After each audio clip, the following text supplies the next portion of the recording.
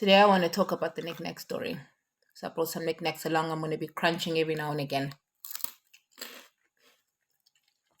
I want to demonstrate one of the things intention of having something with memory, but with more fonder memory instead of like low vibrational attachment. So I was going to the store and I was like feeling like I needed like man-made snacks, with more than 5 ingredients. So I go and I'm just like, I'm feeling like chips. Let me go get some knickknacks. And I actually asked myself this time, and I was like, do I want knickknacks? And I was like, you know what? Yes, today I feel like knickknacks. And I put them in the freezer. It's a very good trick. My sister taught me this. You put them in the freezer and then you let them like the cheese crunches. And I happened to get the most cheesiest ones today. So it was just perfect. I haven't had them in a while. So these are really, really good. Anyways, it brought me to this story. You're going to take whatever resonates for you. So what would happen is how the connection with knickknacks happened for me. In between after school and going home, my mom would take me to my parents' work where they would work together. And then whilst they were busy doing business, my dad would go to Antapsile and get some knickknacks. And I'm like, after school is after school. Knickknacks. So that's genuinely what I've started falling in love with, knickknacks, because it also built an emotional connection, right?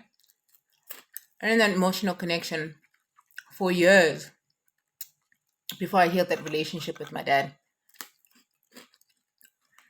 it was like I needed that, and I wouldn't ask myself or think about it. Like, do I want knickknacks? I'll just grab them because of that connection I was seeking. And then full circle today to where I can ask myself and enjoy the knickknacks.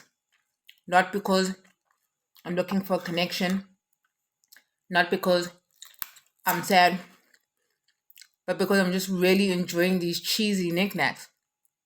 And I think about those times in like fondness, and I just think about that little girl who really just loved knickknacks based off of that.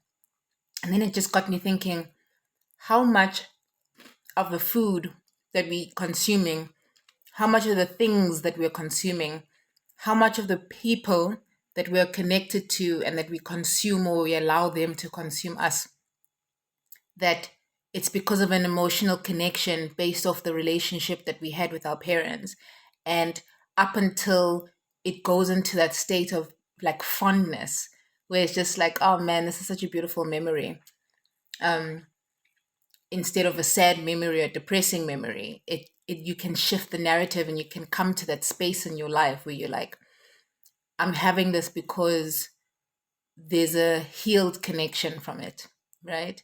So how often are we consuming things that we're doing that just because we're looking for comfort from our parents? Think about that. And yeah, that was a NikNak story.